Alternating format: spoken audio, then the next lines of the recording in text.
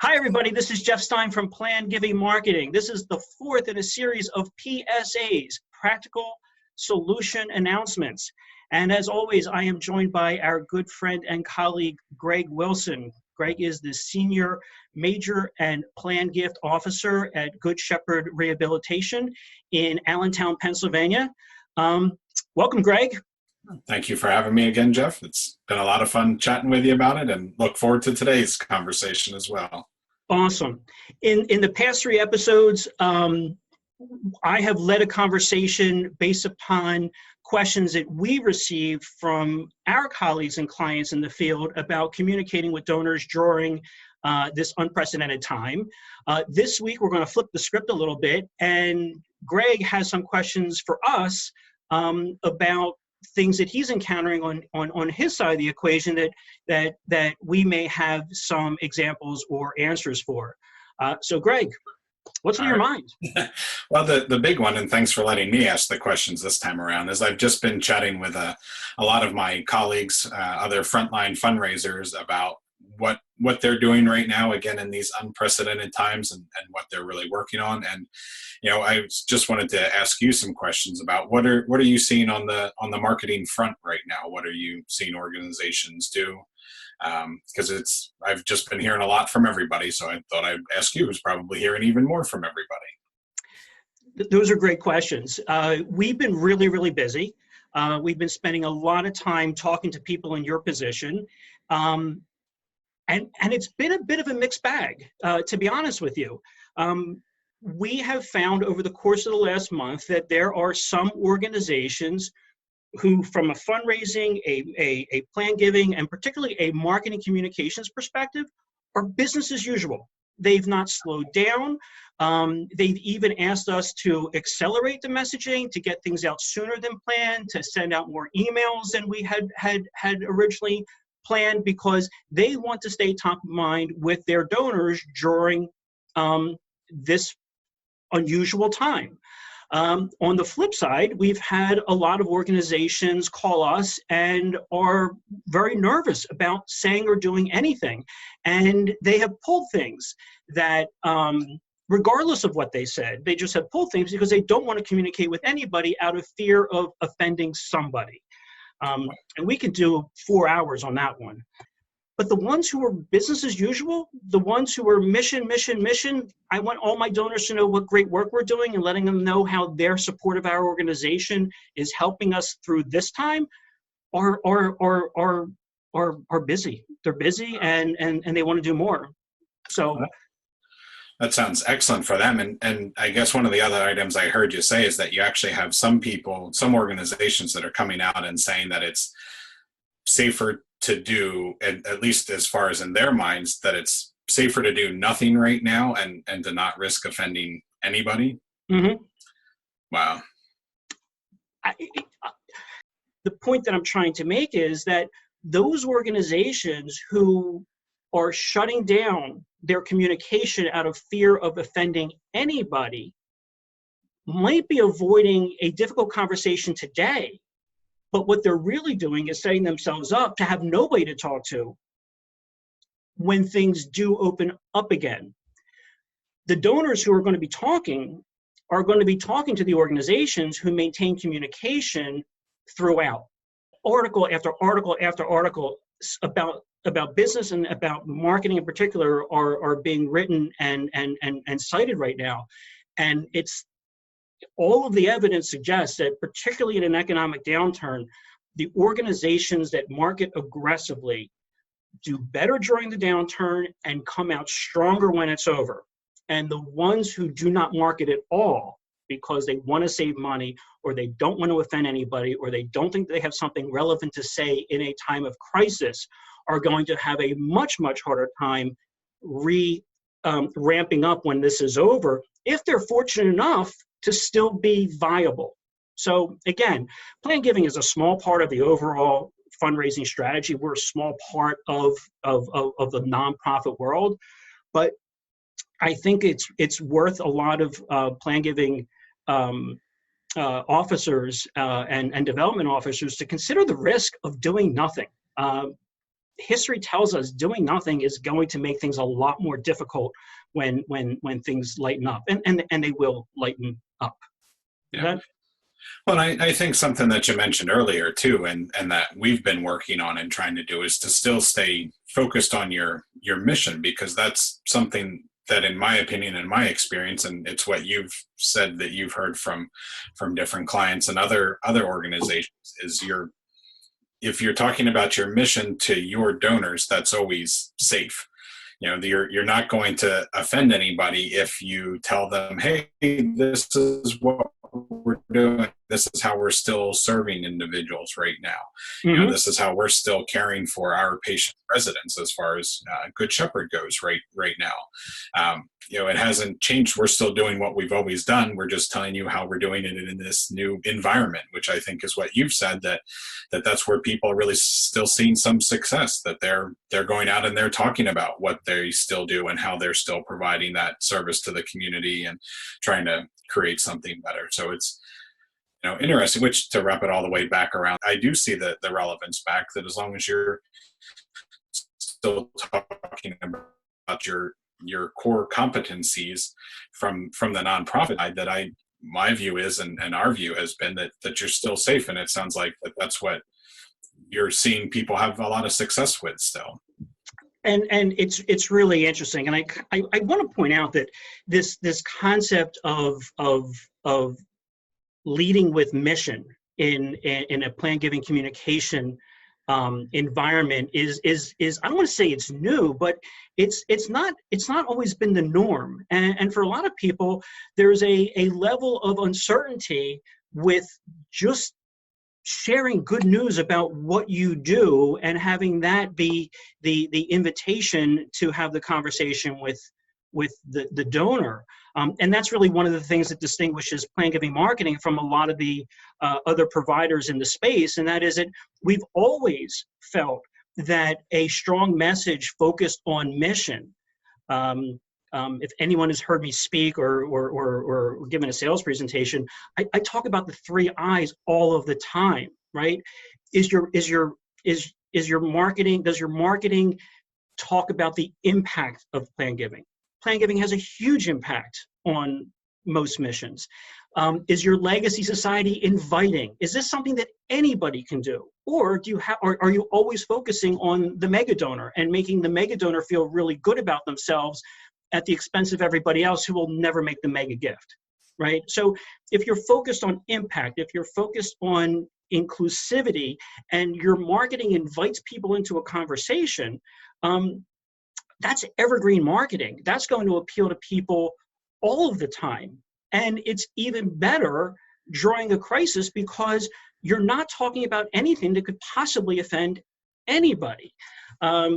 Whereas if you get into the weeds on technical stuff, like we talked about earlier, you kind of marketed yourself into a corner, and you are going to offend people, or you're going to alienate people who are feeling a little bit uneasy right now. But there's nothing uneasy about inviting someone to have a conversation about how their generosity in the past enables you to perform your mission today and possibly well into the future. I wanted to kind of talk about or show, a tale of 2 organizations. And this one just happens to be something that we've been doing for Children's Hospital. And I know this is not going to play, so we'll get it in there. But the market, they are an example of an organization who is not impacted from a fundraising standpoint because of the crisis, right? They're still open for business. They're still doing what they're doing. And what they're doing is treating sick kids, right? That has not changed. And all of the material that we've developed for them, everything in their marketing strategy focuses on their mission. It's all about the kids. It's all about having a healthy community. It's all about having a go-to resources for kids who are seriously ill, who need help. That never changed. And that's exactly why people support them. And all of our direct marketing, whether it be direct mail or emails, always profiles an existing donor who, in their own words, says why they give to, right? Because they want to help kids. There's nothing offensive about that. It is timely and timeless all at the same time. There's nothing risky about it. And the call to action is, hey, call us if this is something that you feel strongly about too, because we'd love to talk to you about how your gift will have an impact. Not what kind of gift you're going to make, not the tax advantages of making it, not how Secure Act or CARES or whatever is going to come next, and something will come next is affected by that. It's, hey, if you feel great about helping kids as you have in the past, let's have a conversation about how you can help kids in the future. It's easy. So we bump that up against, and this is something I'd love to show if we can get into the video, we bump their engagement metrics up against a very, very, very similar organization in a different city who is equally well-intentioned and equally well-positioned to do this. But when we developed their strategy, they kind of pulled back from this warm and fuzzy message and injected it more with the specifics of planned giving. And they're not comfortable with their stuff going out as frequently. So in the past 4 weeks, well, one hospital has sent the direct mail, sent the email, and continues to market through their internal communications channels, publications, and on all the other stuff that they have available to them.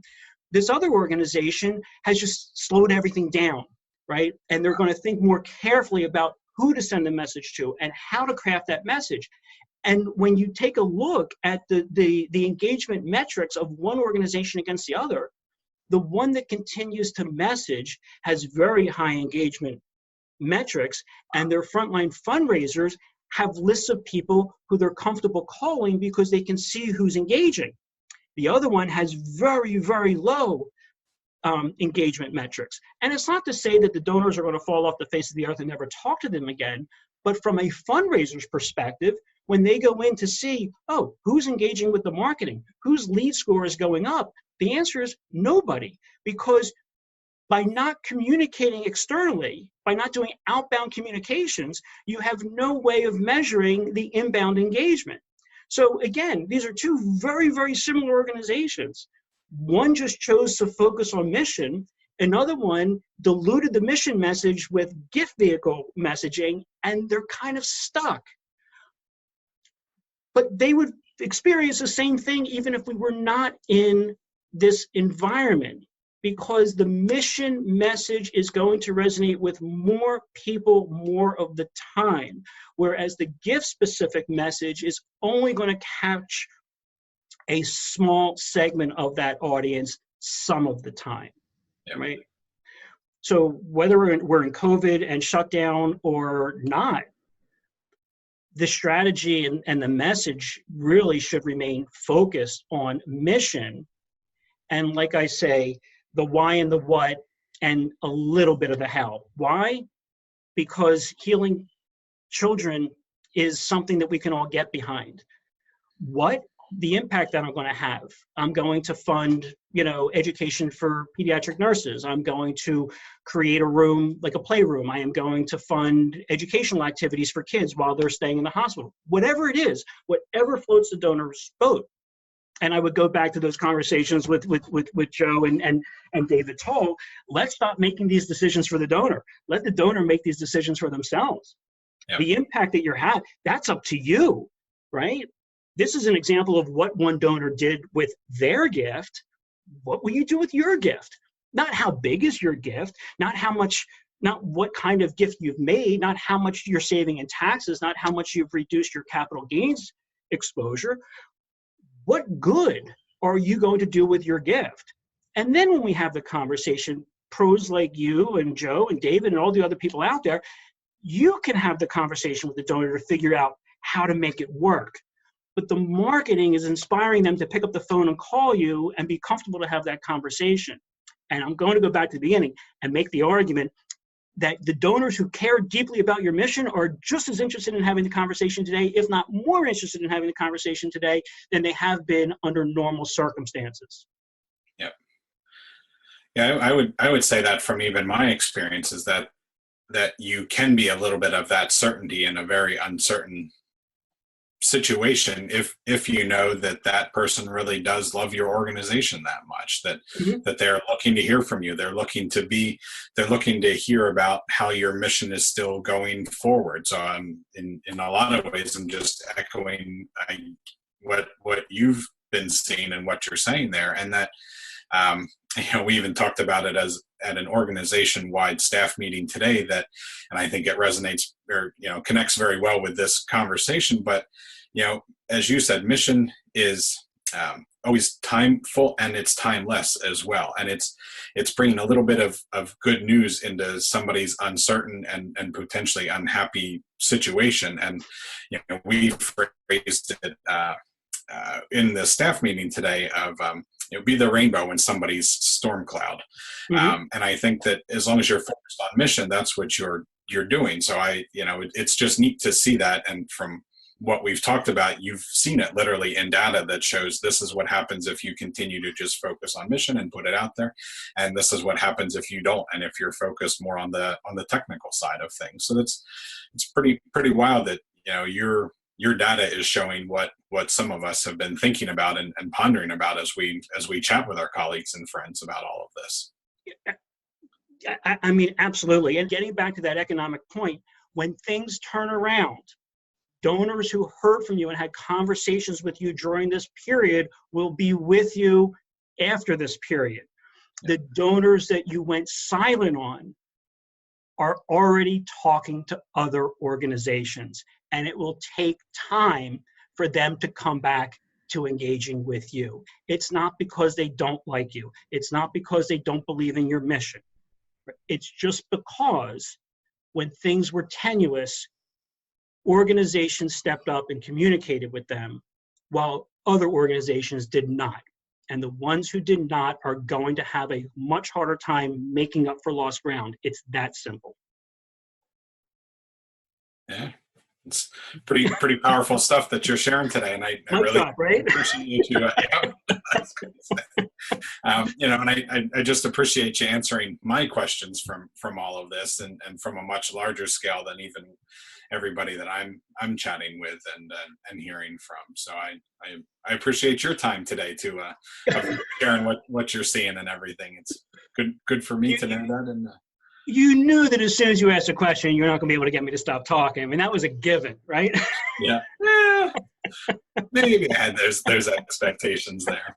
So yeah, but this has been great. We'll have to flip a coin and see who gets to ask the questions the next time here. So either works for me. I like the coin flip. We're going to do the coin flip. All right, sounds excellent. So do you want me to wrap this up, or you want you to wrap it up? I don't want to steal your thunder here, or it's up to you. Yeah, I think you can wrap it up as far as that goes, just from everything that we've chatted about, and just going back to confirming what I think I've always thought and what we're trying to do is that it's,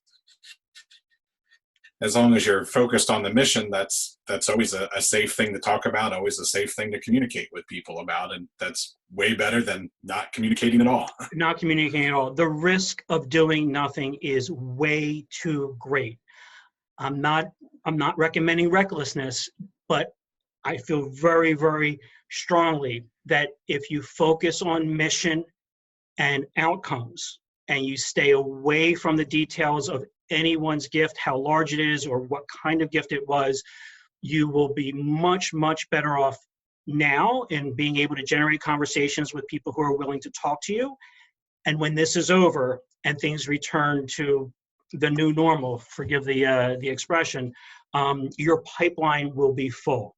If you retract, or if you focus on secure acting, cares, and this way of doing this and this way of doing that, your pipeline is going to dry up. It's just a fact. And we would never want any of the organizations that we serve, or any of the organizations that you serve, to be in a tenuous position because the pipeline is dry. So with that, we're going to wrap it up. Greg, thank you as always. It's always a pleasure. Thank you for joining us and listening. And there is a URL at the bottom of the screen with a link to a new offer that Plan Giving Marketing has that enables fundraisers and organizations who may have been challenged or unsure about what to do or what to say in this environment to use our electronic engagement platform to send out emails that are designed to help inspire conversations and keep those points of contact working. Again, the URL is down here, and we encourage you to check it out. If you have any questions, call us, send us an email, get on our calendars. We love helping organizations advance their plan giving efforts through effective marketing. So be safe, have a great day. Thanks again.